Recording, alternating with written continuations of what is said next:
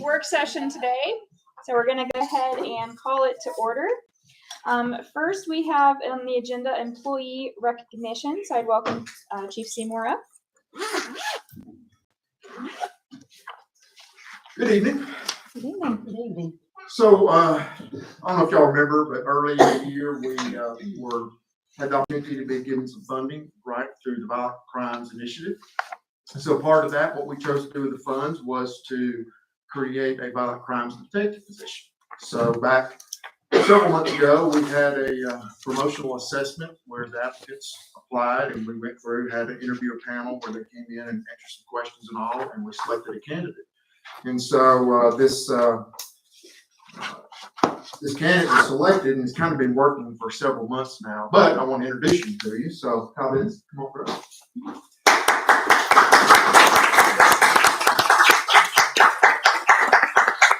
So he's actually been working in this position obviously for a couple of months. He's excited. He's like I mentioned to you, he's hit the road running, so to speak, at the job. So, but tonight we're going to recognize him as far as the promotion, because this is a good opportunity to do that, and we like doing that. So I'm just going to read the certificate of promotion. Red Bank Police Department certificate of promotion. The Chief of Police, having placed special trust and confidence in the professional excellence and leadership abilities of Kyle Owen Dennis, having demonstrated these qualities and his capacity for greater responsibility and service, does hereby promote him to the rank of detective. That's okay. You go.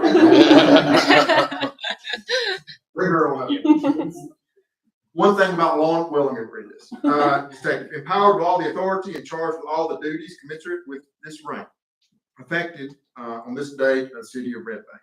Okay, so we'll just go through a little pinning ceremony here, but he's got his family here with him tonight. Like many positions, especially law enforcement, when an individual joins law enforcement, it's a commitment. Their whole family joins it, right? And it's part of that. So he's got several representatives, but we'll pin this on Kyle, and hopefully we won't stab him too much. There we go. There we go. We got to find the right. There we go. All right, there you go. Congratulations.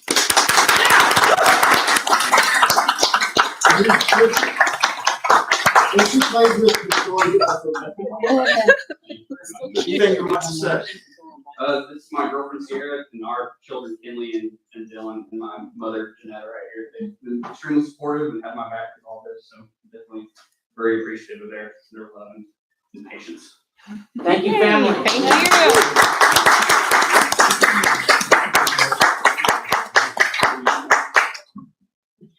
All right. We were, been serving in this role for some time, and we meant to recognize you a while back. So we appreciate your flexibility, and we're glad to be able to recognize you now. Next item of business, we have presenting business plans to the commission. Mr. Granum. Thank you, Madam Mayor and Commissioners. I'm pleased to ask of your court clerk, Alicia Donahue. She will start us off. Over to you, Alicia.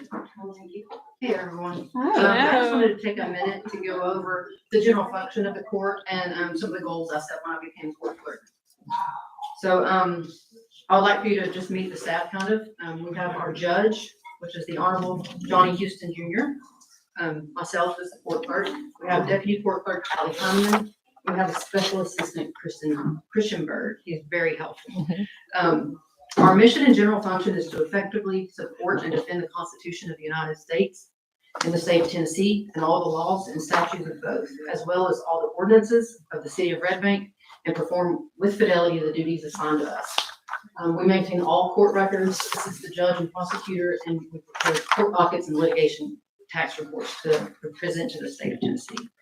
The first goal, which was the most attainable, was to upgrade the office. So we put in luxury vinyl flooring throughout our office and the common area of the police admin offices. We then painted the office. We had new desks and desk chairs and file cabinets put in. So this goal was achieved quite quickly. The most important goal to me is really the training and networking goal. We have achieved that goal, and we plan to continue that goal. Allie and I have attended the MTAS conference in April, and then I went to the TAMCAR conference Well, during these two conferences, we learned how to handle First Amendment auditors. I'm not sure if you noticed, we had some new signage put up. Those were mainly for those First Amendment auditors to let them know that those are not open to the general public. And if they're posted, we can tell them they can't go in there if they go and try to go in there. We learned some updates to the court clerk world, and adversity was a few of the things we learned. We also attended the MTAS Foundations and Updates seminar. These classes and conferences are contributing to Allie and I earning our municipal court clerk certificate through MTAS. By attending these conferences, we also were able to make new contacts and achieve the networking goal. The big goal for the course is our technology. I've been collaborating with our IT specialist, Stacy Bradley.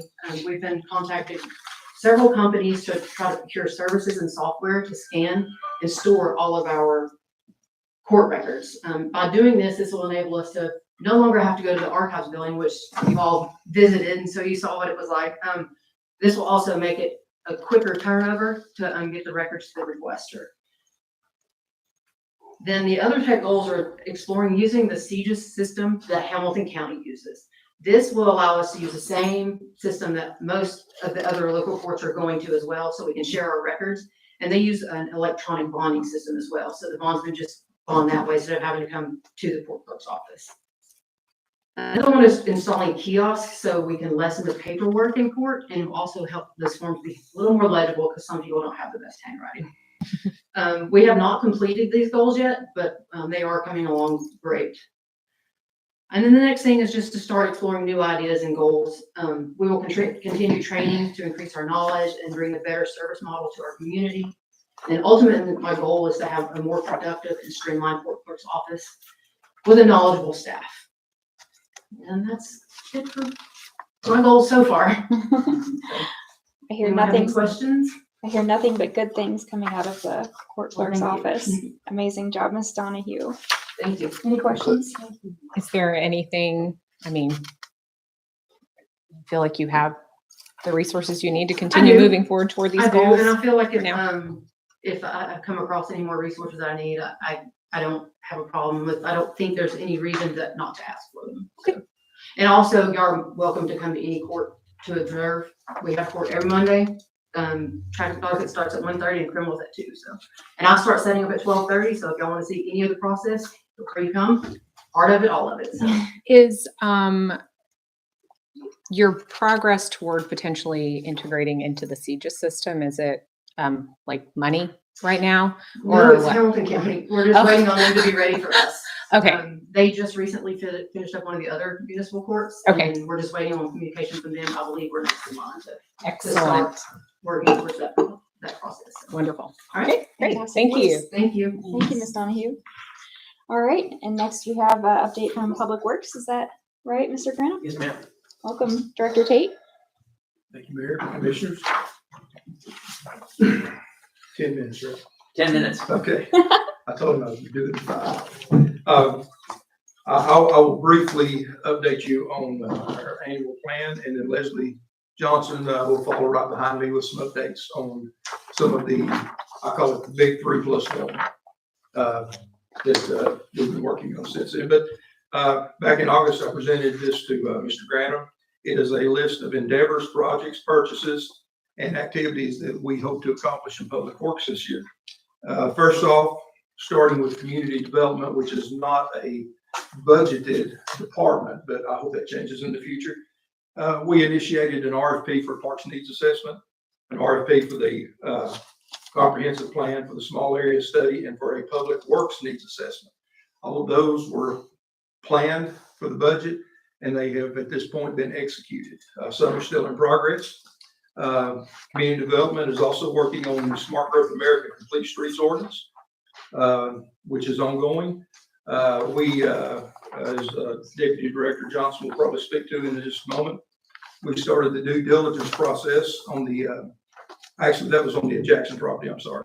But she will come and talk about the Hickson parcel. And then she is also working on developing a capital improvements plan that is in progress. And one of our goals is to sustain the focus of the City Commission's goals that we've been working on, 10-minute walk initiative, stormwater updates, and so forth. Moving on, Park Trails and Recreation.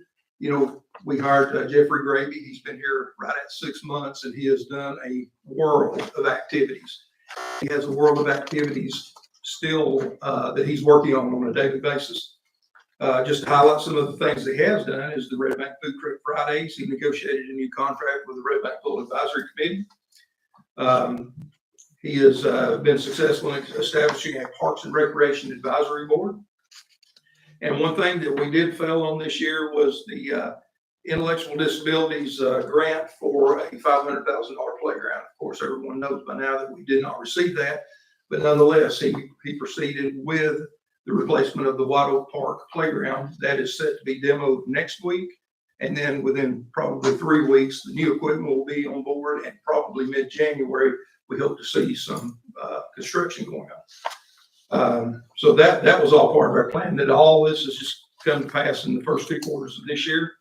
Also, Mr. Gravy became a certified playground inspector, and that was a biggie for us. And in light of some events that have transpired, we now have that capability. We'll move on to facilities management. We know one of our moves that we made this year was to promote Justin Hedrick to facilities manager. And there's a list of activities here that you can see that he has single-handedly taken on by himself.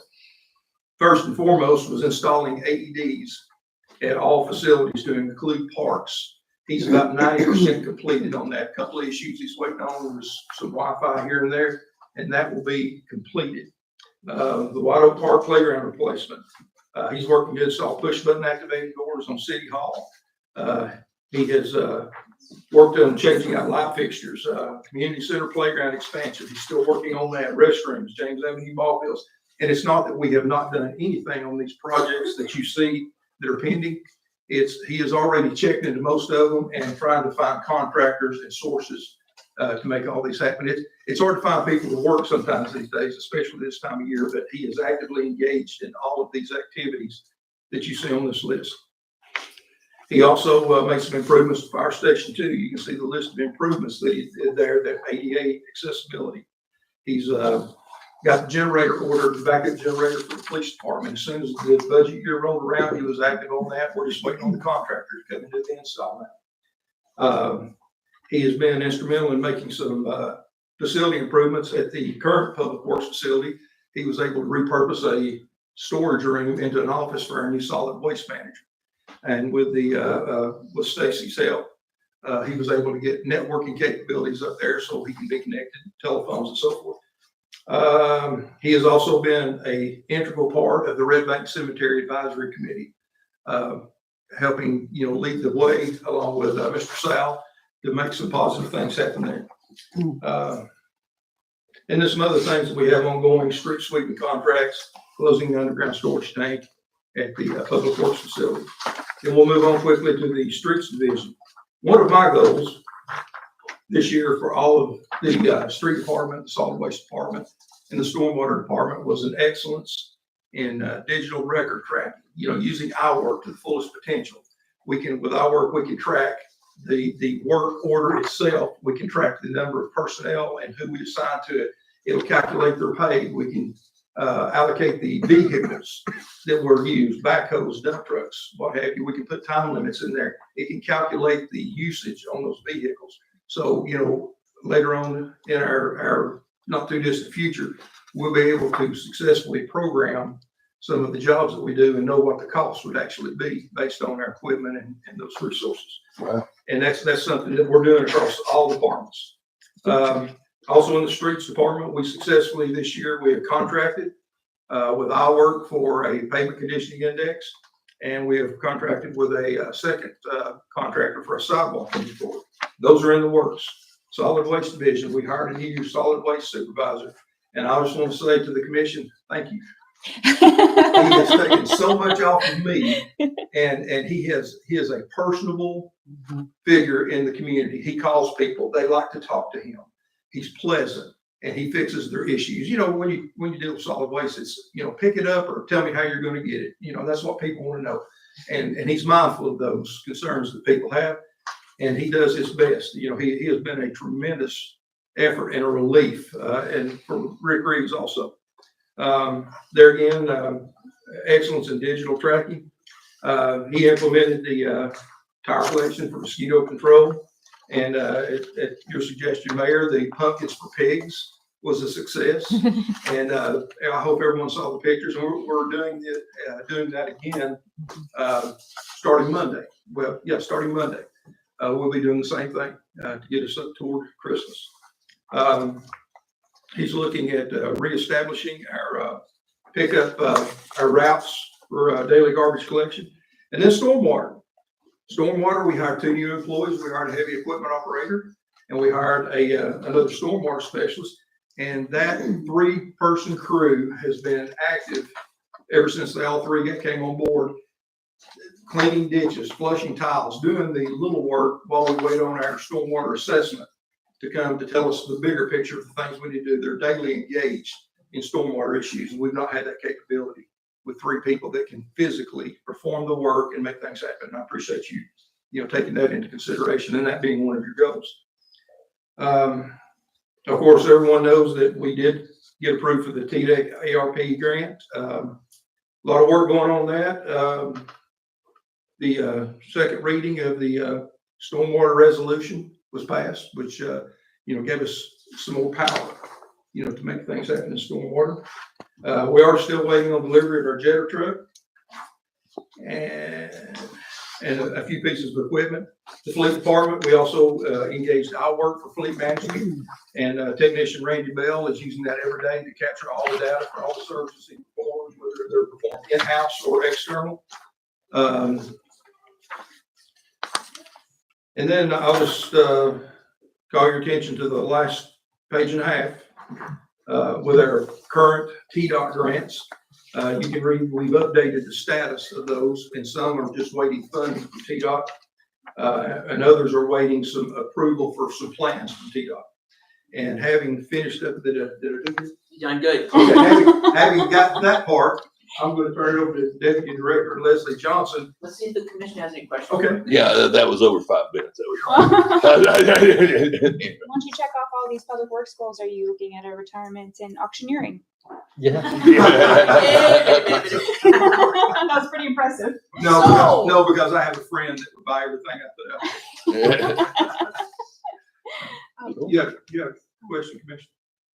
Mr. Tate, I don't know. Did you have a question? Yeah, Pete? no. Okay. Smart ass comment. Resurfacing from Browntown to GAD, that hasn't been done yet, right? No. Okay, so it says projected completion date summer of 2023, which is obviously, Yeah. Not- We're waiting for funding for it to go out for construction. That is according to eGrants. That is the current status update in eGrants. oh, According through to the the state of TDOT Tennessee, system. Okay, I Not see. according to us. I see. Okay, thank you for clarifying that.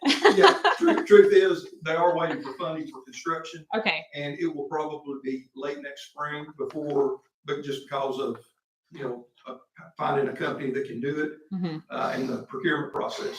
It will probably be next spring before we see any asphalt going down.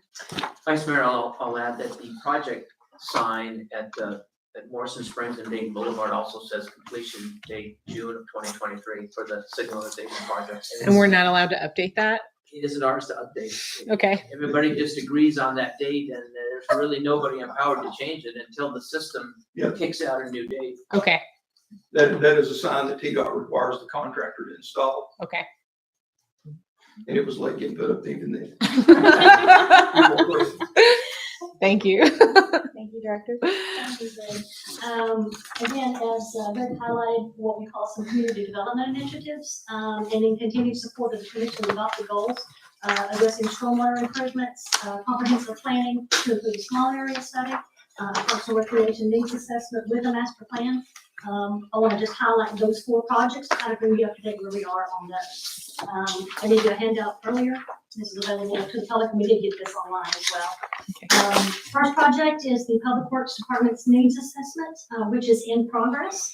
We are hoping that we will have that final document presented sometime in January. Right now, those outcomes with recommendations, again, will include a site schematic cost estimates, and we anticipate having those sometimes in January. That final recommendation will be incorporated into the department's capital improvement plan as we continue to move forward with capital improvements. The second one on the list is our stormwater asset management plan. it too is in progress. There's a couple of pieces that kind of run simultaneously. The project planning is underway, with infield data collection scheduled to start in January. I know that sounds strange, but actually now is the best time to be doing that in the winter season when the foliage is down and we have access to structures. Whereas in the summer and the fall, we don't necessarily do that. Efforts will include some ongoing identification and most importantly is classification of stormwater structures. Those that are identified as being in need of immediate attention will therefore be incorporated into our stormwater team's work program. So we will get live data feeds from those consultants and the engineering teams that are out in the field. When we identify based on classifications, if we need to simply get something cleaned out in preparation of a storm, or if we identify some structures that have high risk of failure, that's where our energy will start focused. So it will happen again as we walk through the process. That way, at the end of the year and a half, we're not left with a bucket list of 1,000 structures that need attention. So we can start biting these pieces off one at a time. The timeline for a draft stormwater asset management plan is estimated for spring of 2025. Yes, this is covering an 18-month period, but right now we estimate approximately 3,500 structures that will be identified in our stormwater system. So it's going to be very in-depth, but at the end of it, once that data is gathered, it's gathered. And again, those features will be incorporated into a capital improvements program for the stormwater management team. The third one on our list is our Parks and Recreation Needs Assessment and Master Plan. Again, it is in progress. We have awarded that contract. Project planning is underway with the consultants having already performed several site visits to the park properties. They have performed an initial SWOT analysis with staff and some key partners. They've conducted some stakeholder interviews and are preparing to release an initial public survey on December 1st. The consultant, Kelly Horn, will be present at the Red Bank Christmas event for public interactions and promotion of the needs assessment survey. So we are planning that release day of the Christmas event. Last on our major community development initiatives is the comprehensive plan and small area study. This is pending award. We have walked through the RFP process. Our planning steering committee, which consisted of 9 members, did a full rubrics evaluation of the 3 RFPs that were submitted. And so the recommendation is for a contract award to TSW Design, which is on your agenda tonight.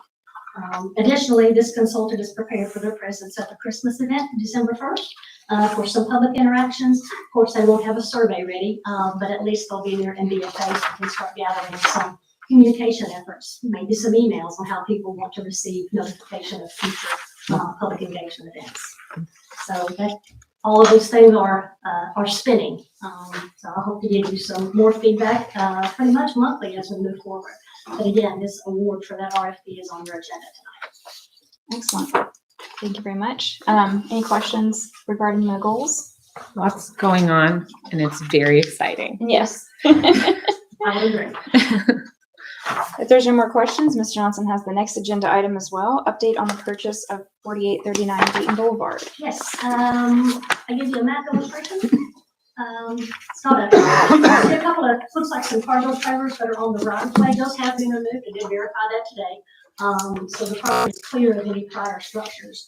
The property actually closed just on November 15th. So it was a very well flushed out process. It did take some time to finalize some documentation, and I want to extend a thank you to our city attorney. Arnold has been very helpful in making this process. He did carry a heavy lift to get it to closing. The settlement statement was closing at 378.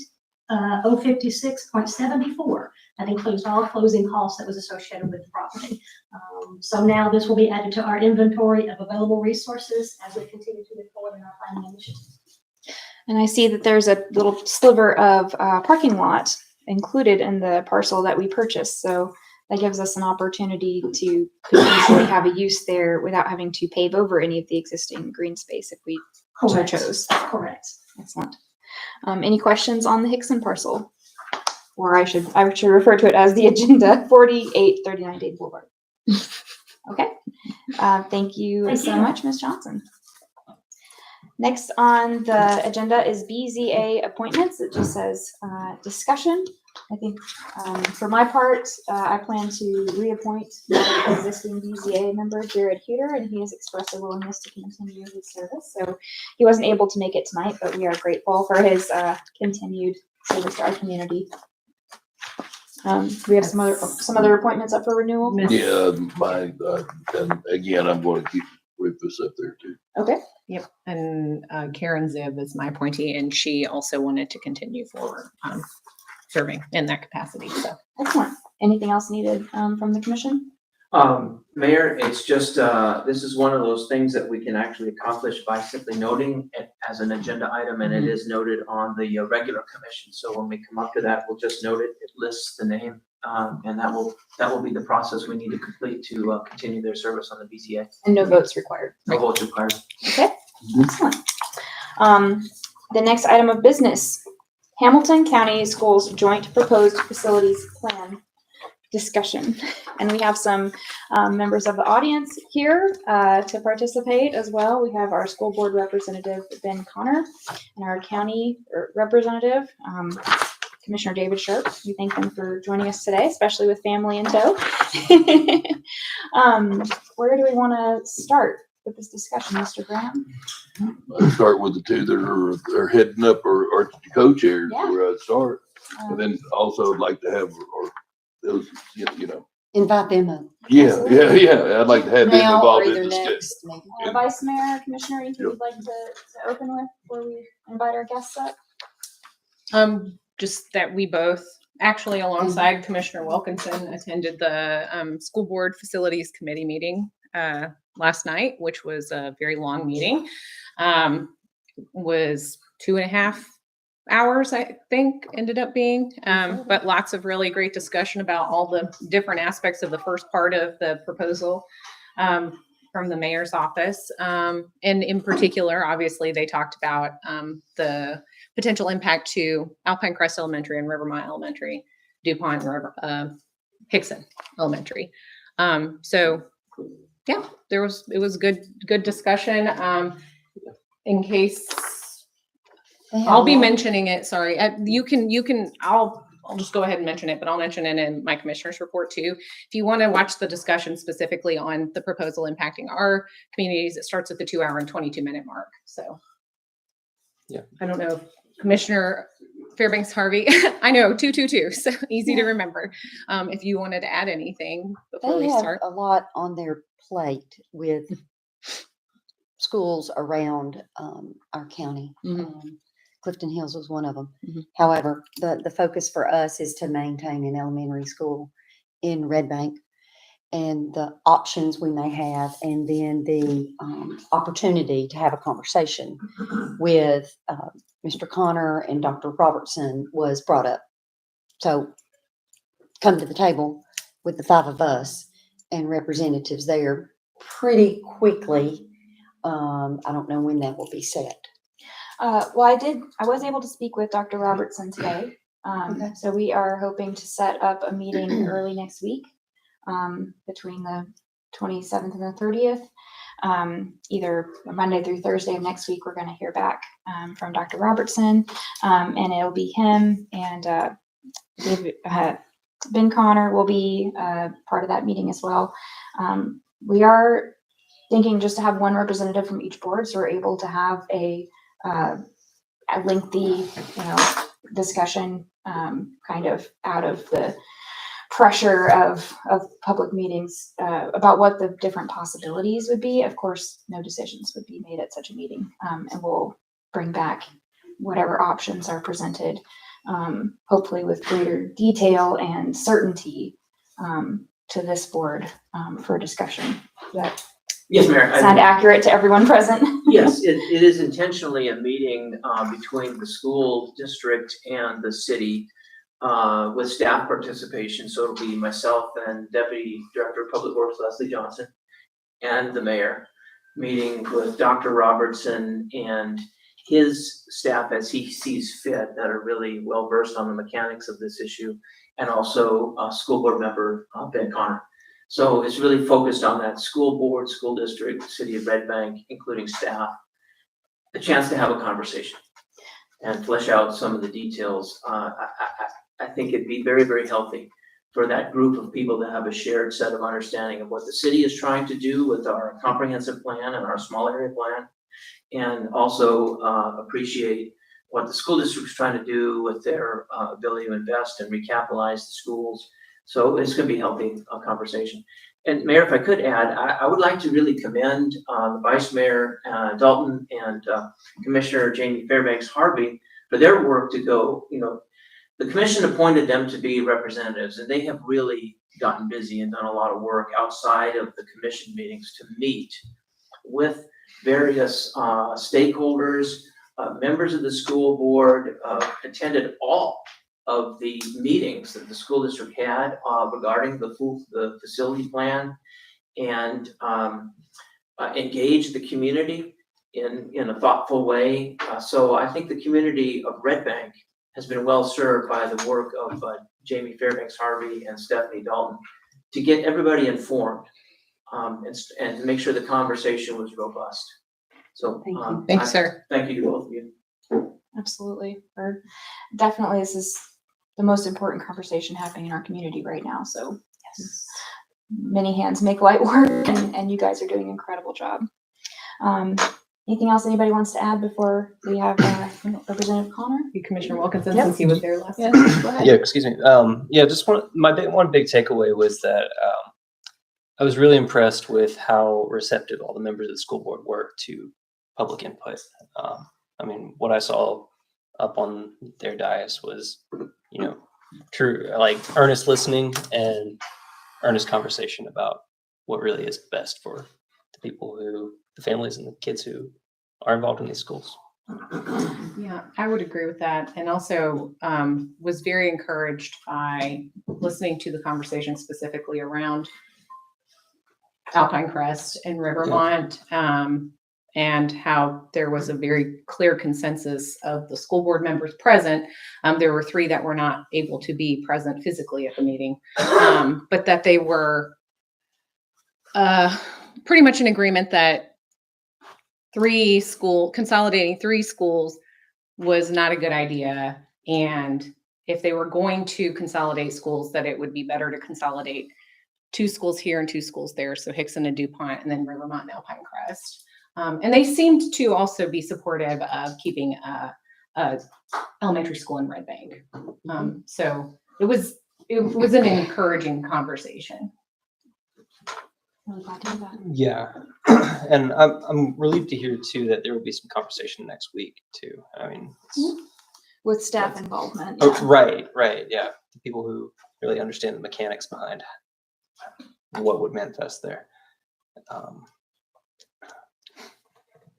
I was going to say something else, but it escaped my mind. So if anybody else has anything. We'll come back if we think of it. Representative Connor, would you like to add anything? You made me tired just saying that was at the 2-hour and 22-minute mark. Flashbacks. Yes, it was a long meeting, but it was needed conversation, and it was great to be part of. Are there any direct questions, or just, I am also very excited to be a part of it. The chair of the facilities committee, she allowed me to be a part of it, which I think is a great choice, because I am the District 6 representative. I'm here present, and I know the conversation intimately. So I do hope that we're able to have a great conversation. I do want to note, I know that you all are talking later about the RFP to look over all these lands that we're talking about. And there was conversation last night about rebuilding on Crest, potentially there. And there was also talk about the White Oak property, and there was talk about the Dayton Boulevard property. Different things that are owned by different entities, but all inside of Red Bank. So I just want to make sure that tonight, when the discussion is about that contract, that we are able to make sure that all of our options are available, so that we can make sure that Red Bank is taken care of. Because I said it last night, and I stand by it. I'm not going to let an elementary school leave Alpine Crest, leave Red Bank. It just isn't. It's not right. So, and I stand by that statement. I'm glad you brought that up, because we do have a vote later today on the RFP for the comprehensive plan for a consultant. And in my mind, the consultant will be employed by the city. And they follow our direction. So we have given a certain directions to them when we issued the RFP initially. If this body should choose to change those directions or, respond to prevailing circumstances, there is nothing preventing us from doing that just because the initial contract was written in such a way. So I would like to just remind everyone that we began this process for a comprehensive plan back in 2020 when Vice Mayor Dalton and Commissioner Phillips and I were first elected. We made a comprehensive planning effort one of our top priorities from the beginning, and it has taken this long to reach the finish line. It has nothing to do with the school facilities proposal. It was in the works for years, literally years before the school facilities proposal even saw the light of day. And so it is not directed in any way towards Hamilton County School District. And in fact, I could see it as potentially complementing the district's efforts as another venue to gather more public input on what the community wants to see within our city limits. So that, I think, is not in any way going to preclude an open discussion about what is going to be the best option between the city and the county to preserve an elementary school somewhere within our city limits. That's great to hear, because although I am your representative, I'm only one of the votes that we need to get what Red Bank deserves. So, Absolutely. and as someone with 4 children, I know all about how timing can be thrown off. Yes. So, Well, hopefully the meeting next week with county staff and city staff will give us a real opportunity to flesh out what our options truly are, and what the trade-offs and cost opportunities would be to both parties to negotiate a potential future site yes. or existing site. And I brought that up because of this body recommending that they could offer to help at White Oak with demolition, all the things that have already been on the record offered to talk about. So that's just great. I love the sense of compromise and community and being able to work together. So. Agreed. Yeah. Any other questions for Representative Connor? Well, being on the steering committee, I know that there has nothing been said that there would be any stoppage of any ideas out there, right? So, everything is on the table. All we're trusting is the process that we put together for a plan, and just trusted the process to do this. I know that we got a limited time level, but between the staff and the mayor's conversation with you, and let's see where it goes out to. I want to keep a school in the city. I mean, Yeah. and then we just got to decide at what cost. Mhm.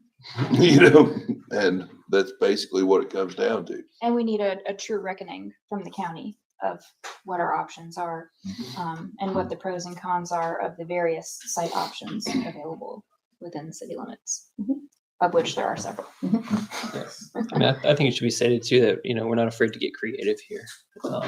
It is a bold plan, as the language lays out. And, I think we're ready to be creative and work hard to keep an elementary school here. And this board is committed to that goal. So I think everyone here would agree that we're going to do what it takes to try to make it work.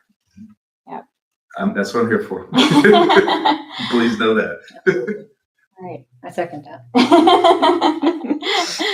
Well, and outside of that, I know that all of the commissioners have a way to reach me. Please don't hesitate if there's a question that pops up between then and now and during the conversation. I look forward to that conversation, Mary. Thank you. Thank you, Representative Connor. Thank you. Thank you. All right. Commissioner Sharp, is there anything you'd like to add?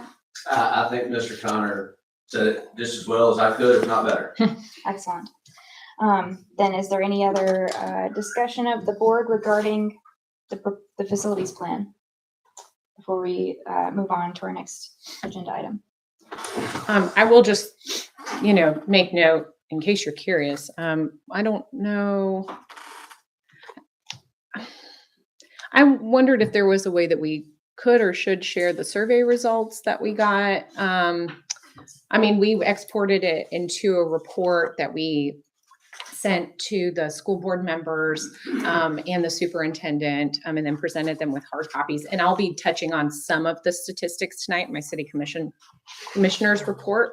But I don't know if you all have any interest in, and you all got copies as well, but any interest in maybe releasing those results? We can put it up on our city Facebook page. Okay. We invited participation in that poll, and we can share the outcome of that. Yes, and I would say too, that due to some unforeseen circumstances and timing issues, the schools, our Red Bank school principals were unable to get these surveys out to the families. So this was literally just really like bare bones outreach. So I'm hopeful that Dr. Robertson and district staff will continue to have that conversation and how we can get that to the principals to get out to the school families. Because I think it's really important that we get their feedback and input on this, since it's affecting them directly now and maybe, siblings or other family members in the future. So We're hoping to keep this survey open or It is- reopen it. it is, that's correct. It is closed right now.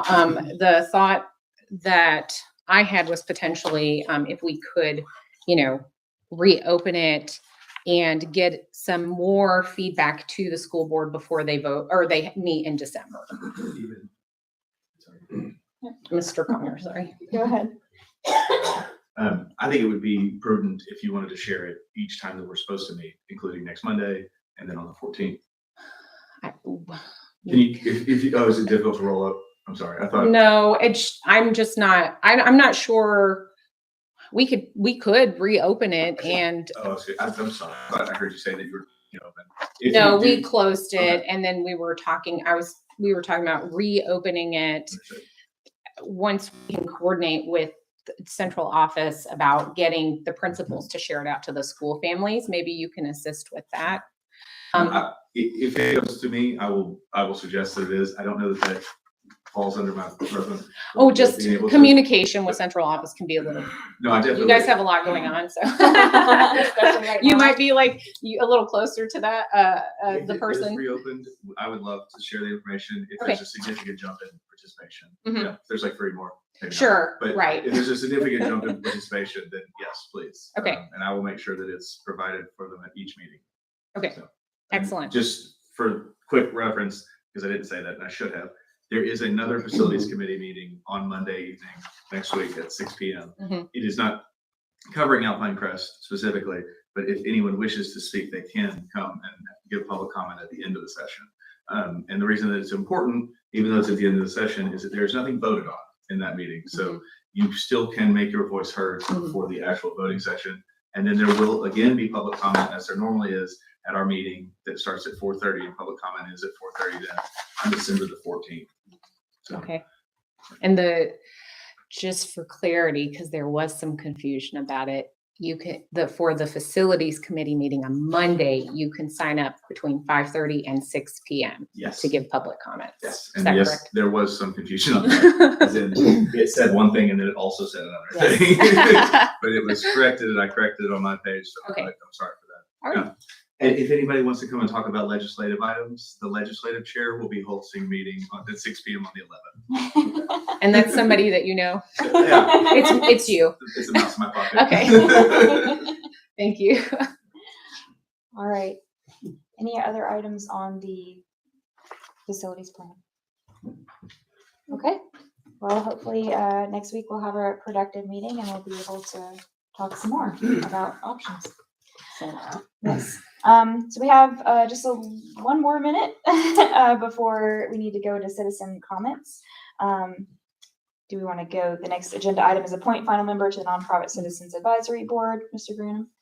As you see fit, Mayor, it's real easy. I'm very pleased to report that we have fully staffed that committee with our 6th. It was envisioned to be a 6-person committee. The thinking that it was more of a discussion-oriented group. It's not a case of more hands make for lighter work. Every member of the committee is going to have to evaluate all the proposals and then come back in discussion. So it was felt that 6 would be a good number, and it seems to be working out very well. The sixth person submitted their application prior to the first meeting, and we invited her to attend, and so we have in fact actually met all six with me, and we're off to a great start. With a chair and a recorder and a next meeting set where we'll begin to discuss the criteria and really dig into the outreach with the nonprofits. So good news story. Great. Very good news. Thank you, Mr. Granum. Those meeting dates are published on the website. Is that correct? Yes. Okay. Thank you. All right, so if it's all right with everyone, we will table the next two items that will appear on our 6 o'clock agenda. And move into citizen comments for items on this work session agenda. Is that all right with everyone? Yes. Okay. Then, are there any citizen comments for items on this work session agenda? Mr. Granum, you can give the rules. Thank you, Mayor. This is the time for public comments. Please observe these rules for public comments. Comments are limited to 2 minutes or less in work session, and the city recorder will operate the timer visible on the dais. Please respect her direction and conclude any comments at time expires. All comments should be addressed to the board as a whole and not to a particular commissioner, city staff, or the audience. The commission is here to listen, not necessarily to respond or engage in back and forth, so please do not expect a reply during comment. At this time, citizens are invited to the podium to comment. Please begin by stating your name and address. Anyone who would like to speak? Especially on the topic of the school facilities discussion? Okay. If there are no citizen comments, is there any other business that needs to be discussed prior to our adjournment? Well, yeah, the hard stop at 5:45. I know that went on the agenda at one point in time because we had one point where that there was somebody wanted to comment on something we was talking about. I don't know why we couldn't just have them raise their hand if they had something to say when we was talking about it during the work session, instead of having to just block off time that there's nobody here to talk about it. And then we're having to table everything else for 15 minutes of discussion. That's just, I don't know. Make it 5:50. Yeah, Well, you know, there was a change in state law that prompted us to add citizen comments to the work session agenda where they weren't there before. So there's a state law factor involved in that. The time factor was more to give us an opportunity for a brief break or a restroom break between our two meetings because they tend to run right into the other and frequently will cause our second meeting to begin late because our discussion goes in. Whereas, and we have our agenda organized in such a way that the final items all appear on the 6 o'clock meeting. So if we don't get to them in the work session, they will still be discussed in the 6 o'clock meeting. But of course, everything is open for discussion of the board. If there's a way you'd rather it be, we're always all yours. Yeah, well, I mean, I just thought that, I remember we had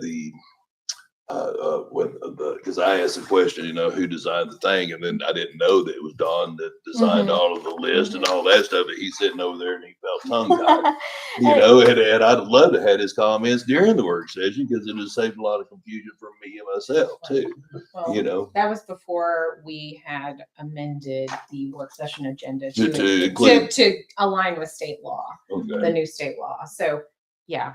I think that was the issue there. We were, I think, one meeting behind. Yeah, the work session is originally designed to give us an opportunity to talk about these things without the pressure of public comments, because I'm sure, especially during like budget season, you can imagine how that could go off the rails if we were calling on people from the audience during work session in addition to the public comments in the regular session. But just like having Representative Connor up, if we have an expert on the topic, I don't think there's anything precluding us from inviting them. Would that be accurate? So in the future, hopefully we'll invite that commentary if possible. All right. I did have a resident comment to me about at the pickleball courts, music being played too loud and very offensive language that the speakers faced the kids' corner. So parents were leaving because the music was so loud. And were the speakers brought by pickleball players? Yes, pickleball players on one end of the court. And this resident was playing on the other end and the kids' corner. and people were leaving because the music was so loud.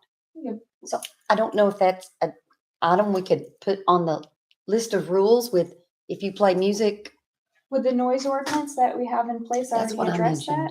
mentioned. It's only, that's time, that's time. Measured and everything. Oh, Decibels. decibels. In residential. Sure. areas. I thought, Probably not, but like was said, we probably ought to take a look at it. I see the director taking a note. If it's okay with the commission, we'll do some homework and come back. maybe I a didn't parks realize- use policy? Yes. There's a lot of things have to happen out of courtesy to make it enjoyable for everybody. Well, and the resident said, I like music. Yeah. It's the vulgarity and the noise, Volume. the volume, thank you. And then the children, it was facing the children's corner, the speakers were. We'll see what we can do Sure. to encourage better Manners. Neighborliness. more neighborliness. Neighborliness. I would also just request when someone does communicate with you, push them back in so that we're aware of it as soon as possible. Because I think some citizens may feel like the city's not doing anything, but if we're not receiving that message Got in a it. timely manner, then we're unaware of it. Okay. I guess somebody could, I mean, they could technically could they use the iWork system to report something like that, Mr. Tate? You can Okay. probably use TextMyGov as well, because you can Okay. report things through that text messaging app as well. And that may be a good opportunity for us to post something on site, that if there is a facility issue or a concern. Text this Mm. number. That would be great. Who to Yeah. contact. Yeah, I have taken to using the TextMyGov number rather than the iWorks portal on the website because it's so much more user friendly. So that's definitely a We great, can post that information for the public to have a connection back into us. great. Any other business? Okay, if there's no other business, then we will go ahead and adjourn for reconvene for our 6 o'clock meeting. Thank you, everyone. We need to employ Wade. Here. Be the pickleball police. Yeah. Pass that on to you. What do you do? Go Because get I one and then they got my